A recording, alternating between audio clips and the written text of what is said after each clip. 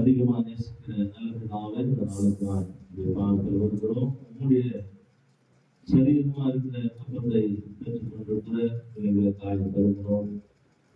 உங்களுடைய இரத்தமாக இருக்கிற நாட்கள் சிந்த காயம் பெரும்படி நிரம்பின காயம் நன்றி செலுத்துகிறோம். இந்த நாளிலே இதை தாயை பெற்றுக்கொள்ள முடியாய் முழு நாள் படிக்கிற ஒவ்வொரு குடும்பத்துக்காய் ஒவ்வொரு பிள்ளைகளுக்கு ஆட்சேபிக்கிறோம்.